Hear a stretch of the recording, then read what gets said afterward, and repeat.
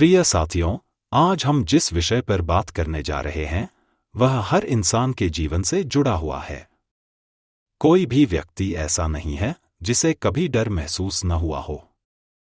डर इंसान की प्राकृतिक भावना है, लेकिन फर्क इस बात से पड़ता है कि हम डर के सामने झुक जाते हैं या उसे हराकर आगे बढ़ते हैं। आज का विषय है डर को कैसे हराएं। सबसे पहले हमें यह समझना होगा कि डर होता क्या है। डर असल में भविष्य की एक कल्पना है। हम उस घटना से नहीं डरते जो अभी हमारे सामने है, बल्कि उस संभावना से डरते हैं जो शायद कभी हो भी न। हमारा मन बार बार नकारात्मक कल्पनाएं करता है। अगर मैं असफल हो गया तो? अगर लोग हंसे तो? अगर मैं हार गया तो? यही कल्पनाएं धीरे धीरे डर का रूप ले लेती हैं। डर का सबसे बड़ा कारण है असफलता का डर। हमें बचपन से सिखाया जाता है कि फेल होना गलत है, इसलिए हम कोशिश करने से पहले ही डर जाते हैं। लेकिन सच यह है कि असफलता सफलता का हिस्सा है। जो व्यक्ति कभी असफल नहीं हुआ, उसने कभी कुछ नया करने की कोशिश ही नहीं की। इसलिए असफलता से डरना बंद कीजिए और उसे सीखने का अवसर समझिए। डर का दूसरा बड़ा कारण है लोग क्या कहेंगे। समाज का दबाव इंसान को अंदर से कमजोर बना देता है। हम अपने सपनों को छोड़ देते हैं सिर्फ इसलिए कि कहीं लोग मजाक न उड़ाए। लेकिन याद रखिए, लोग कुछ समय के लिए हंसेंगे, फिर अपने काम में लग जाएंगे। आपकी जिंदगी आपकी है, इसलिए फैसले भी आपके होने चाहिए। डर को हराने का पहला कदम है डर को स्वीकार करना। यह मत कहिए कि मुझे डर नहीं लगता। कहिए, हाँ, मुझे डर लग रहा है, लेकिन मैं फिर भी कोशिश करूंगा। जब आप डर को स्वीकार करते हैं तो उसकी ताकत आधी रह जाती है। दूसरा कदम है डर के बावजूद कार्रवाई करना। बहुत लोग सोचते हैं कि पहले डर खत्म होगा, फिर वे काम करेंगे। लेकिन सच यह है कि डर कभी पूरी तरह खत्म नहीं होता। डर कम तभी होता है जब आप उसके बावजूद कदम उठाते हैं। जैसे ही आप पहला कदम उठाते हैं, डर थोड़ा छोटा हो जाता है। तीसरा कदम है तैयारी। अक्सर डर इसलिए आता है क्योंकि हमें लगता है कि हम तैयार नहीं हैं। जितनी बेहतर तैयारी होगी, उतना ही आत्मविश्वास बढ़ेगा। तैयारी डर की सबसे बड़ी दुश्मन है। चौथा कदम है सकारात्मक आत्मसंवाद। आप खुद से क्या बात करते हैं, यह बहुत महत्वपूर्ण है। अगर आप खुद से बार बार कहेंगे कि मैं नहीं कर सकता, तो डर बढ़ेगा। लेकिन अगर आप कहेंगे मैं कोशिश कर सकता हूं, तो हिम्मत बढ़ेगी। डर को हराने के लिए सही संगति भी जरूरी है। सकारात्मक और प्रेरणादायक लोगों के साथ रहिए।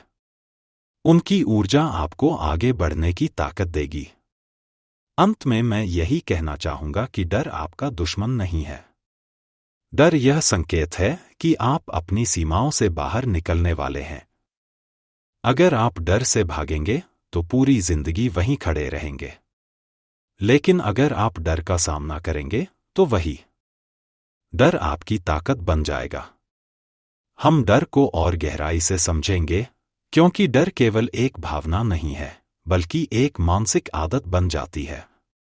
जब हम बार बार किसी नकारात्मक संभावना के बारे में सोचते हैं, तो वह सोच धीरे धीरे हमारे विश्वास का हिस्सा बन जाती है। और जब नकारात्मक सोच विश्वास बन जाती है, तब डर और मजबूत हो जाता है। डर को हराने के लिए सबसे पहले हमें यह समझना होगा कि डर को जितना आप टालते हैं, वह उतना ही बढ़ता है। जैसे अंधेरे कमरे में खड़े होकर आप कल्पना करते हैं कि अंदर कुछ भयानक है, लेकिन जैसे ही आप लाइट ऑन करते हैं, आपको पता चलता है कि वहां कुछ भी नहीं था। उसी तरह जब आप डर का सामना करते हैं, तो आपको पता चलता है कि वह उतना बड़ा नहीं था जितना आपने सोच लिया था।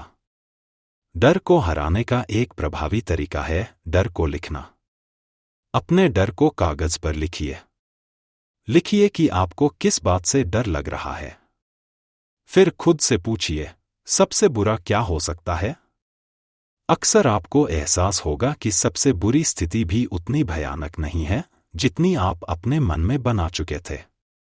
लिखने से डर स्पष्ट हो जाता है, और जब डर स्पष्ट होता है तो उसे संभालना आसान हो जाता है। डर को हराने का दूसरा तरीका है धीरे धीरे एक्सपोजर। अगर आपको स्टेज पर बोलने से डर लगता है तो सीधे 1000 लोगों के सामने मत जाइए।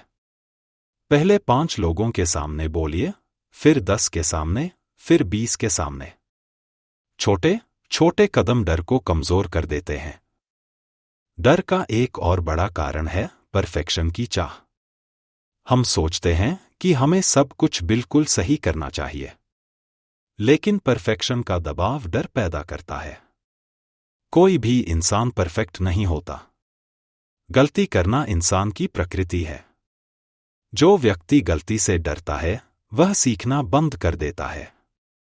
डर को हराने के लिए वर्तमान में जीना बहुत जरूरी है। डर हमेशा भविष्य में रहता है। जब आप वर्तमान पर ध्यान देते हैं, इस क्षण पर, तो डर कम हो जाता है।